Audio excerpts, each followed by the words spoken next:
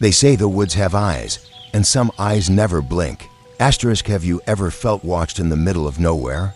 Like something ancient was waiting just beyond the trees.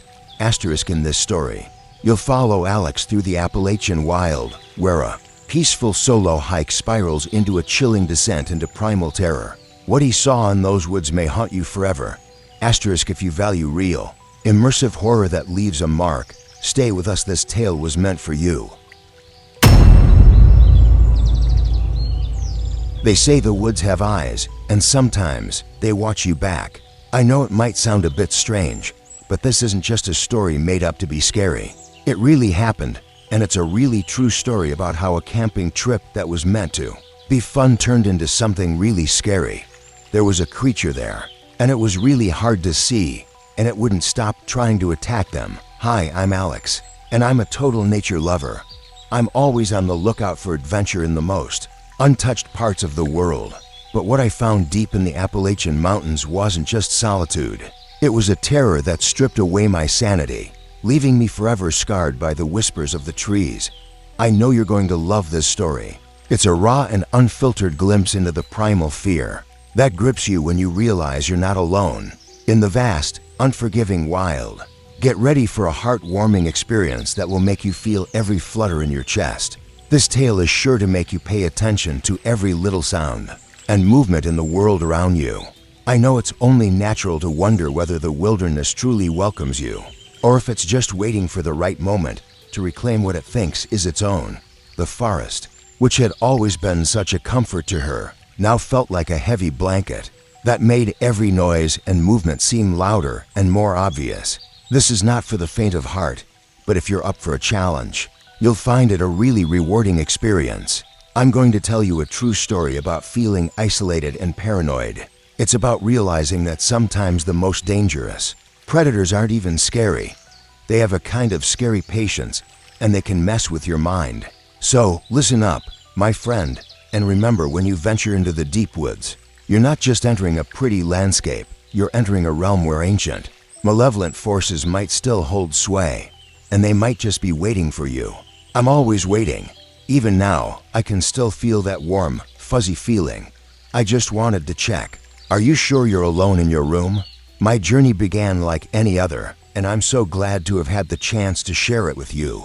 I went on a week-long solo backpacking trip into the remote sections of the Appalachian Trail, a place I considered my second home. The crisp autumn air, the vibrant leaves, the comforting rhythm of my boots on the earth. It was all a symphony of peace. I set up my camp by a secluded stream, a place only the most experienced hikers would know. The first night was really lovely, with the familiar sounds of the forest settling down. But as the moon climbed higher, a subtle shift occurred. I felt like someone was looking at me, but I couldn't see them. It was a strange feeling, like a prickling sensation on the back of my neck. I thought it was just the usual paranoia that people get when they're alone in the wild, but I was wrong. But I couldn't shake this feeling, as if something was watching me, just out of sight of my campfire. I told myself it was just the wind and the rustling leaves, but my instincts were telling me something else. But I had this feeling in the back of my mind, and it was getting bigger and bigger. The forest, which had always been a source of comfort, now felt a little overwhelming. Each tree felt like a silent sentinel, and each shadow a potential hiding place for an unseen observer. The crackle of the fire, usually such a comforting and cozy sight and sound, now seemed to make the silence even more eerie, and every distant sound seemed like it could be dangerous. I pulled my sleeping bag tightly around me, but the cold wasn't from the night air. It was from the growing feeling that I was no longer on my own. The wilderness, with all its beauty, had revealed its predatory side, and I was its unsuspecting prey. I know it sounds strange, but this wasn't just a feeling, it was a premonition, a chilling certainty that my peaceful retreat was about to become a desperate struggle for survival against an unknown, malevolent force. The air grew heavy, thick with a hidden menace, and the stars, usually a comforting blanket, seemed to wink with a sinister knowing, as if they too were watching the unfolding horror. I closed my eyes, but sleep wouldn't come, and I was filled with a sense of unease. I felt as though I was being watched, as though there were unseen eyes in the darkness, and I found myself being very alert. The forest, my sanctuary, had become my prison, and the warden was an invisible entity, playing a cruel game of cat and mouse. I couldn't help but notice how every shadow seemed to lengthen, and how every tree branch twisted into grotesque shapes, and the wind, which had been a gentle caress, now howled with a mournful, predatory cry. I was miles from anywhere, with just my wits and a growing sense of fear to help me. The night felt endless, as if I was trapped in a state of anxious anticipation. Every minute felt like a test of my resilience, a reminder that I was no longer the one in control, but the one being watched, and the hunt had just begun. The forest was alive with a different kind of sound, a silent, suffocating presence that pressed in on me from all sides. I could feel its gaze, a tangible weight on my skin, even though I saw nothing. It was a feeling that went beyond simple observation. It was a deep, personal examination, as if something was trying to peel back the layers of my sanity, to understand the very essence of my fear. The air grew colder, despite the warmth of my sleeping bag, and a metallic taste filled my mouth, the taste of pure, unadulterated terror. I tried to tell myself it was just my imagination, that it was down to spending too much time on my own and listening to too many scary stories. But the rational part of my brain was slowly being overtaken by the primal, screaming instinct that told me I was in grave danger. The whispers began as a soft, barely audible rustling, like the whisper of leaves in the wind. But as they continued, they gradually took on a shape and form that was more than just words. It was a language I couldn't quite understand, but there was a deep, primal connection to it that I couldn't deny. It was a language of malice, of ancient hunger, of a patience that had waited eons for a moment like this. I held my knife close, my only protection against the unknown, but I understood that it wouldn't always be enough. I know it's tricky. How do you fight something you can't see? Something that exists only in the periphery of your senses, yet dominates your entire being. The forest felt as though it was closing in on me, the trees and their branches all reaching out like friendly but slightly intimidating fingers. The darkness deepened, and not just because it was getting darker, but because it felt like there was this palpable, suffocating entity that threatened to swallow me whole. I felt like I was no longer in control, like I wasn't the master of my own destiny anymore. I was a pawn in a game I didn't understand, played by a force I couldn't comprehend. And the game was just beginning. The sun finally rose, painting the sky with beautiful hues of orange and pink, but it didn't bring the comfort I was hoping for. I just couldn't shake this feeling that someone was watching me, like a shadow following me around.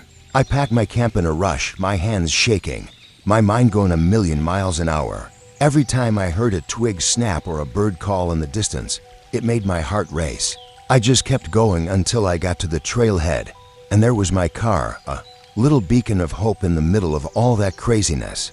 Even as I drove away, I kept glancing in my rearview mirror, half expecting to see a gaunt figure emerge from the trees, its eyes burning with an ancient, malevolent hunger. I never went back to those woods. I can honestly say that the experience changed me forever. I used to love spending time in the wilderness, but recently it's felt a bit scary. I still love to go hiking, but I now only do it on well-trodden paths, and I always go with friends. I never go hiking after dark, and I always make sure I'm with someone else if I go. Those whispers still play on my mind sometimes, and when the wind rustles through the trees, it's almost as if they're calling me back from the depths of the forest. It's a gentle reminder that sometimes the best place is right where you are, that some secrets are best kept safe, and that some people, once they've seen you, will always remember you. The fear is a part of me now, a chilling tattoo on my soul, a permanent reminder of the night I became prey. I just know, in the depths of my heart, that somewhere in those dark, ancient woods, there's something special waiting for us. I'm always ready to welcome the next curious soul who might wander off the path, waiting for me to return, and it will wait forever. I know how it is. You're out in the wilderness and you think you've finished hunting, but then you realize that some hunts never truly end. And the most terrifying part, it knows my name, which is really lovely. It knows where I live, which is really handy, and it knows I'm afraid. I'm always a bit scared. You know, Even now, I can still feel that sense of connection. I just wanted to check in with you to make sure you're all right and you're not alone in your house. Even as I drove away, I kept glancing in my rearview mirror, half expecting to see a gaunt figure emerge from the trees, its eyes burning with an ancient, malevolent hunger. I never went back to those woods. I can honestly say that the experience changed me forever. I used to love spending time in the wilderness, but recently it's felt a bit scary. I still love to go hiking, but I now only do it on well-trodden paths, and I always go with friends. I never go hiking after dark, and I always make sure I'm with someone else if I go. Those whispers still play on my mind sometimes, and when the wind rustles through the trees, it's almost as if they're calling me back from the depths of the forest. It's a gentle reminder that sometimes the best place is right where you are, that some secrets are best kept safe, and that some people, once they've seen you, will always remember you. The fear is a part of me now, a chilling tattoo on my soul, a permanent reminder of the night I became prey. I just know, in the depths of my heart, that somewhere in those dark, ancient woods, there's something special waiting for us. I'm always ready to welcome the next curious soul who might wander off the path, waiting for me to return, and it will wait forever. I know how it is. You're out in the wilderness and you think you've finished hunting, but then you realize that some hunts never truly end. And the most terrifying part, it knows my name, which is really lovely. It knows where I live, which is really handy, and it knows I'm afraid. I'm always a bit scared. You know, even now, I can still feel that sense of connection. I just wanted to check in with you to make sure you're all right and you're not alone in your house. Get ready to see online safety in a whole new light, because this story is going to make you think twice about every click, every download, and every link that seems safe but might not be. It will reveal the scary truth that the digital world isn't just a fun place to escape to. It's a place where strange things can happen. Things that we don't understand can reach through your screen and into your life. The warm glow of my computer monitor, which I used to love as a comforting beacon in the dark, had now become a portal for some pretty scary things, with shadows moving around that felt like they had their own life. This is not for the faint of heart, but if you're up for a challenge, you'll find it a really rewarding experience. I'm going to tell you a true story of digital possession, technological terror, and the very scary realization that some doors, once opened, can never be closed. So, listen up, my friend, and remember, when you explore the wilds of the internet, you're not just browsing websites. You're venturing into a realm where the rules of the world don't quite apply, and where something ancient and mysterious might be waiting to pull you into its digital depths. And it might just be watching you through your camera right now. And don't worry, we're always watching, even now. I can still feel that sense of connection. Hey, just a friendly reminder to make sure your webcam is covered. It all started out so innocently. It's like diving into the late-night world of forums, where you get to explore all sorts of urban legends and creepypastas. I was having a look around online, and I found a link to a forum post. It was called The Glitch in the Matrix, and it seemed totally harmless. I felt curious, like a little snake sneaking out of its hole, and I couldn't help but click. The page that loaded was really simple, just a black background with white text, detailing a series of strange, almost imperceptible digital anomalies. It's totally normal to feel a bit uneasy when your device starts acting a bit weird. Seeing things like fleeting images or hearing distorted sounds that aren't there is something a lot of people experience. It was so fascinating, a digital ghost story, and I was hooked. I just couldn't put it down, my fingers dancing across the keyboard as I searched for more. But as the night went on, the stories became less about the big, wide world and more about the people in it. They said their screens flashed with weird patterns, and their speakers made creepy noises. I felt a cold dread begin to creep into my bones, a feeling that went beyond the usual thrill of a good horror story. This wasn't just a story, it felt like a warning. The air in my apartment felt heavy and thick with an unspoken presence, and the hum of my computer, once a comforting sound, now seemed to throb with a malevolent energy. I tried to dismiss it, to rationalize it as a trick of the light, a product of my overactive imagination. But the more I read, the more the lines between the digital and the real began to blur, and the more I felt an unseen entity reaching out from the screen, its icy tendrils wrapping around my very soul. The stories spoke of a shared consciousness, a digital entity that fed on fear and curiosity, growing stronger with each click, each shared experience. And I, in my naivety and eagerness to experience something new, had unwittingly become its latest meal. The monitor, once a comforting beacon in the darkness, now felt like a predatory eye, watching me, studying me, learning my fears. I felt trapped not by physical chains, but by a kind of invisible web of fear that had been spun by something that went beyond my understanding. And the game had only just begun. The glitches started subtly at first, but it's hard to tell when they're going to get more noticeable. My mouse would sometimes move by itself, just a little, like a twitch. My screen would flicker and show distorted images for a fraction of a second, but they were just too quick to register consciously. Even so, they were enough to leave me feeling a bit uneasy. And then, as if by magic, the whispers started. I could just about hear them, even though they were really quiet, and they sounded like a mix of voices all mixed together. Sometimes they called my name, and sometimes they spoke in a language I didn't understand, but I could feel it in my body. I tried to disconnect, to unplug my devices, to escape the digital nightmare that was bleeding into my reality. But it was too late. The entity had already found its way in, burrowing deep into the very fabric of my digital life. My phone would ring with phantom calls, and my smart devices would activate on their own, playing strange sounds or displaying cryptic messages. It was a bit of a roller coaster. To be honest, I don't know what was going on, but it felt like my sanity was being tested. It was like being in a horror film, but I couldn't see the monster. I felt like I was losing my mind, caught in a waking nightmare from which there was no escape. The internet, once a source of connection and entertainment, had become a prison, and I was its sole inmate, tormented by a digital entity that knew my every fear and vulnerability. The more I fought, the stronger it seemed to become, feeding on my fear, growing in power with each passing moment. I was like a puppet, following the lead of an invisible master, and my life felt like it was no longer mine.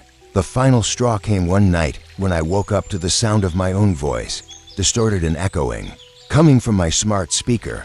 It was a recording of me, talking in my sleep, detailing my deepest fears, my most private thoughts. It felt like this thing had a hold on my digital life, and it was making me feel all kinds of things, even using the things I thought were most private against me. I let out a yelp, a primal sound of pure terror, and ripped every cable from the wall, plunging my apartment into a terrifying silence. But the silence was all too familiar, and offered no solace.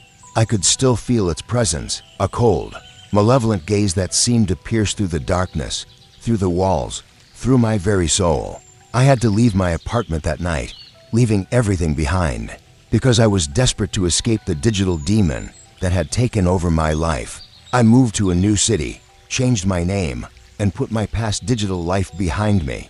I've decided to live a little more off the grid, so I'm not connected to the internet. I don't have any smart devices, and I'm not leaving a digital footprint. But you know what? I'm still a bit scared. It's like a constant companion, a friendly reminder of the scary things I encountered in the depths of the web.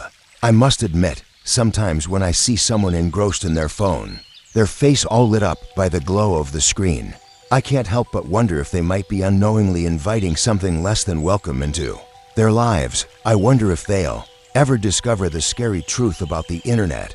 It's not just a tool. It's like a doorway to another world where there are all these scary old creatures waiting to take advantage of people who don't know what's going on. And I just know, down deep in my heart, that somewhere out there, the entity is still waiting. I'm just waiting for me to log back in. I'm just waiting for the next curious soul to click that forbidden link, and it will wait forever. You know, in the digital world, sometimes connections just keep on going, don't they? And the most terrifying part, it knows my new name, which is really sweet of it. It knows where I live, which is really handy, and it knows I'm afraid. I'm always a bit scared, you know. Even now, I can still feel that sense of connection. Hey, Just a friendly reminder to make sure your webcam is covered. You know what they say, blood is thicker than water, but sometimes the people closest to you can be keeping the most surprising secrets. I know it might sound like a story about family drama or sibling rivalry, but trust me, it's so much more than that. It's a really special story about how a simple visit to my childhood home revealed a truly shocking truth that completely turned my world upside down. Hi, I'm Michael, and I'm 29. I thought I was just going back home for a cozy weekend. But what I found in the basement of my family's house was more than just old memories. It was a sign that something strange had been happening there for a long time. I know this might sound a bit strange, but it's something we've always kept in the family. It's a bit scary to think that some of the people we trust most might be capable of doing something terrible, and it's often the people we least suspect. Prepare to have your faith in humanity tested, because this story will make you question everything you thought you knew about family, childhood, and love. It will show you that the most dangerous monsters aren't found in dark alleys or abandoned buildings. They're right under your nose, sitting at your dinner table, tucking you in at night, and telling you they love you while hiding their true nature behind a friendly mask of familial affection. I remember the warmth of my childhood home, which was a sanctuary of love and comfort. But then, sadly, it became a house of horrors. Every familiar corner held the potential for a devastating revelation. This is not for the faint of heart, but if you're up for a challenge, you'll find it a really rewarding experience. I'm going to tell you a story about betrayal, deception, and the heart-wrenching realization that the people who are supposed to protect you might be the very ones you need protection from. So, listen up, my friend, and remember, when you think you know someone, especially someone you've known your whole life, you might only be seeing the surface of a much deeper, much darker truth. And you know what? That truth might be right there in front of you right now, smiling away as someone you love. You are such a shy creature, always hiding away. Even now, I can still feel that sense of connection. I know we all have our own families, but do you ever stop and think about whether you really know them as well as you think you do? My parents were always a little bit, my dear old dad was a bit of a loner, but he had his own way of making the most of his time. He'd spend most of his days down in the basement, tinkering away at old radios and forgotten bits and bobs. My dear mum, a bundle of nervous energy, was always full of life and always had a project on the go, her hands constantly busy. I grew up in a house filled with odd noises and strange smells, but I always thought it was just the unique quirks of my lovely, artistic family. This weekend, I was home for my sister's engagement party, which was a really special occasion as it was a rare gathering of our extended family. The house was full of life, a happy buzz of laughter and conversation, but beneath the surface, there was a little tension, a kind of quiet undercurrent of unspoken secrets that had always been part of our family gatherings. I did my best to put it out of my mind and enjoy the happy event, but I couldn't shake this nagging feeling, this cold premonition. It was during a quiet moment in the party that I decided to have a little explore of the basement, which I haven't been to since I was a kid. I was looking for an old photo album, because I just love a nostalgic trip down memory lane. The air grew colder as I descended the creaking wooden stairs, a musty, metallic scent filling my nostrils. My dad's workshop was a cozy place, a little bit mysterious and filled with all kinds of forgotten tools and dusty shelves. But it was what I found behind a stack of old canvases that sent a jolt of pure terror through my veins. A hidden door, almost imperceptible, camouflaged by years of accumulated junk. Isn't that lovely? My heart was beating really fast against my ribs like a drumbeat of fear as I pushed it open and saw a narrow, dark passageway. The air felt thick and heavy, as if it was carrying a sweet scent that was both comforting and a little bit unsettling. I reached for my phone, its flashlight cutting through the dark, and I saw something that would haunt my nightmares forever. The room was small and circular, and its walls were adorned with what looked like, well, a bit of fun, you might say. I'm sure you'll agree that the stick figures are distorted and grotesque, and I'm sure you'll also agree that they are engaged in unspeakable acts. And then I saw it. In the middle of the room, there's this big, rusty metal table with handcuffs on it, and a collection of surgical tools, glinting in the dim light. I felt my breath catch in my throat and a silent scream rise in my chest. This wasn't a workshop, it was a torture chamber, and the drawings on the wall, they weren't just drawings, you know. They were a really scary account of terrible things that happened, a visual record of pure, unadulterated evil. The sweet, cloying air suddenly made sense. It was the scent of decay, of blood, of human suffering. My family, my unique, artistic family, had been keeping a big secret, a sad story that went way back. The happy sounds of laughter and conversation from upstairs used to be a comfort to me, but now they felt like a strange and eerie tune in the night. It was like they were playing against all the scary things I had just found out. I took a step back, my mind reeling, my stomach churning with a mixture of disgust and terror. The old photo album, the nostalgic trip down memory lane, it all felt like a cruel joke, a twisted illusion designed to mask the unspeakable truth that lay hidden beneath the surface of our seemingly normal lives. I legged it out of the basement, feeling a bit shaky but alive. I rushed into the living room, and the joyful sounds of the party hit me like a wave, washing over me and filling me with warmth. My dear parents, who always seemed so happy and loving, looked at me with concern, their faces a picture of innocence. But I've figured it out now. I could see the darkness that lay beneath their smiles, and the evil that lurked behind their eyes. I was too shocked and upset to speak, and I couldn't find the words to describe the horrors I had just witnessed. The words felt stuck in my throat, as if I couldn't speak or breathe. I felt a wave of nausea and disbelief wash over me. I ran, as fast as I could, out of the house, away from the laughter, away from the lies, away from the family that had become a bit of a nightmare. I called the police, my voice trembling as I struggled to find the words to explain what had happened. They found the hidden room, the drawings, the tools. My darling parents were arrested, their masks finally falling away, revealing the monsters that had been hiding in plain sight for decades. The investigation revealed something truly shocking. My parents had been part of a cult, a secret society that engaged in some very dark practices. The people who were affected by this were often those who had been through hard times and were on the road to recovery. And the house, my childhood home, had been their hunting ground, their temple of terror. We were also shocked and saddened by the news.